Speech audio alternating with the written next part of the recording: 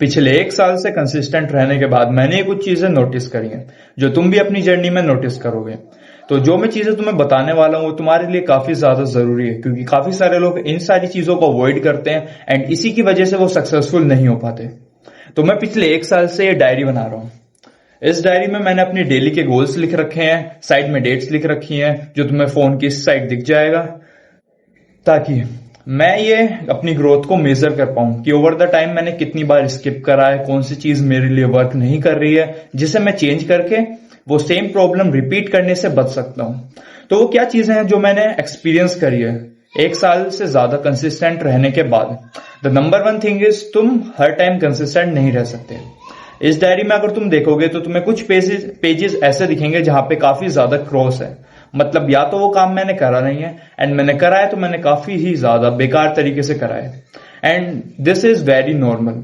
काफी सारे लोग डिमोटिवेट हो जाते हैं जब वो कोई काम करते हैं। अगर उन्होंने जिम जाने स्टार्ट करा है तो स्टार्टिंग में तो वो काफी ज्यादा मोटिवेटेड रहते हैं, वो डेली जिम जाते हैं, लेकिन कुछ टाइम बाद उनका जो मोटिवेशन है वो धीरे धीरे कम होने लगता है एंड उन्हें ऐसा लगता है यार मैं कुछ ज्यादा ही स्किप करने लगा हूं, ये जिम मेरे लिए नहीं बना, तो वो क्विट कर देते हैं। तुम्हें इस टाइम पे क्विट नहीं करना है, क्योंकि अगर तुम इस टाइम पे क्विट कर दोगे तो तुम उन 99% लोगों में आ जाओगे जो प्रॉब्लम आते ही क्विट कर देते हैं।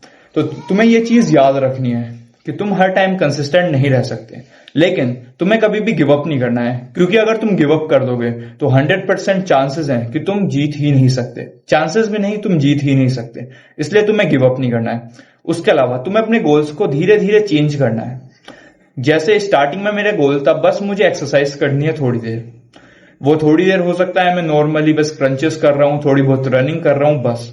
उसके बाद मैंने धीरे धीरे उसे बढ़ाया। अगर तुम एकदम से अपने सारे गोल्स को अचीव करने की ट्राई करोगे तो तुम कुछ भी अचीव नहीं कर पाओगे।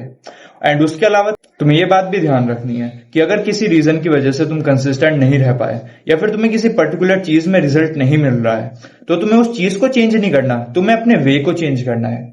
जस्ट बिकॉज तुम्हारा जो गोल है वो तुमसे काफी ज्यादा दूर है या तुम्हें लग रहा है वो इम्पॉसिबल है, इसका मतलब ये नहीं है वो इम्पॉसिबल है। या किसी गोल में अगर तुम सक्सेस अचीव नहीं कर पा रहे, तुम्हें काफी ज्यादा फेलियर्स मिल रहे हैं, इसका मतलब है तुम अभी उस गोल के लिए रेडी नहीं हो, तुम कुछ गलत कर रहे हो। तो तुम्हें उस चीज को चेंज करना है जो तुम गलत कर रहे हो, ना कि अपने गोल को। तो ये कुछ चीजें थी जो मैंने नोटिस करी काफी टाइम तक कंसिस्टेंट रहने के बाद। अब ये तुम पर डिपेंड करता है, तुम्हें मेरी बात सुन के सिर्फ एक कान से सुन के दूसरे कान से निकाल कर 99 लोगों की तरह सिर्फ स्क्रॉल करना है, या फिर तुम्हें सही में अपने गोल्स को अचीव करके सक्सेसफुल बनना है।